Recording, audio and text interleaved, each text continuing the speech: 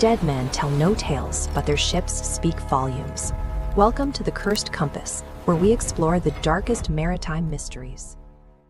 Rising out of the dark waters of the Cape Fear River, the USS North Carolina sits permanently moored along the Wilmington riverfront.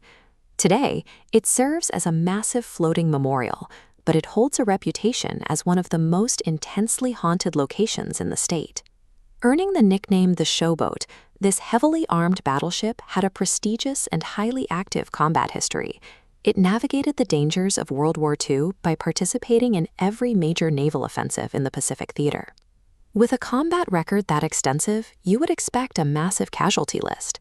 But out of the thousands of men who served aboard this vessel during the deadliest conflict in human history, only 10 crewmen died during its entire service.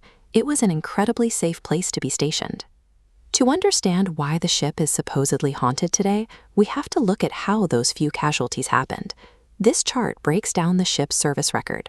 You can see the thousands of surviving crew members here, contrasted against an incredibly narrow spike of just 5 deaths. Half of the ship's total fatalities occurred in a single, devastatingly localized event.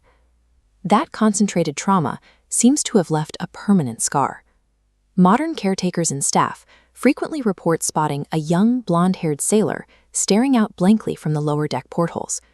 These visual sightings are often paired with physical disturbances.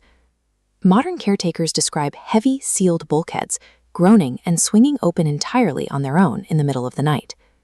To find the source of these encounters, investigators must leave the museum floors and descend into the suffocating darkness of the ship's lower levels. Dropping below deck, we arrive at the sickbay and operating room. During the war, this was a high-stress environment, operating as an intensive care ward for treating catastrophic, traumatic injuries. Modern paranormal teams have captured highly specific audio anomalies in this exact space. Recorders routinely pick up the sound of a single, continuous whistle echoing through the room, followed by disembodied voices faintly crying out for help. To see if anything is still actively treating patients, investigators use a specific methodology. They place a person completely flat on the metal surgical slab, acting as a human trigger object to draw the entities out. The environmental response is almost immediate. Motion-activated equipment like cat balls and electromagnetic REM pods placed on the surrounding hospital beds begin triggering wildly, lighting up the dark room. Parapsychologists refer to this phenomenon as residual trauma. When a physical location absorbs extreme psychological and physical distress over time, the environment can act like a magnetic tape, recording the terror and playing it back on a continuous loop.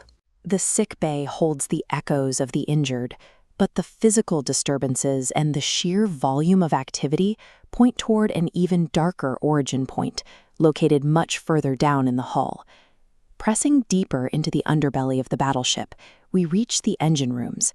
This maze-like, pressurized environment is buried beneath tons of steel, cut off from natural light. Imagine the psychological toll on the sailors. It's cramped, sweltering, and loud. The claustrophobia sets the stage for the terror of being trapped down here. Which brings us to the historical epicenter of the trauma, the lower deck washroom. This diagram reveals the exact mechanics of the tragedy. Looking at the cross-section of the hull, right here on the lower port side, a Japanese torpedo slammed into the battleship, ripping a massive 30 by 18-foot hole directly through the heavy armor. Watch the immediate aftermath. 50,000 gallons of freezing ocean water and thick fuel instantly rush into the compartment. The 5 men stationed in that washroom were swallowed by the floodwaters and drowned. Decades later, the physical evidence recorded in this specific strike zone is startling. Visitors walking into the washroom frequently experience extreme, highly localized temperature drops. Some begin shaking uncontrollably in a room that is otherwise stiflingly warm. Investigators have documented a reliable communication loop down here, known as the count-to-10 phenomenon. When they ask the room for a sign and count to 10, a loud, heavy metallic bang reverberates from the steel bulkheads on exactly the 10th second. During sensory deprivation sessions held right next to the blast zone, the voices coming through the radio sweeps reference big guns and express genuine, halting surprise that the living are finally attempting to speak with them. While the sick bay shows sounds of a residual loop, activity at this epicenter feels reactive. The timed metallic bangs and responsive radio sessions suggest an active presence, still tethered to the site of its final, panicked moments.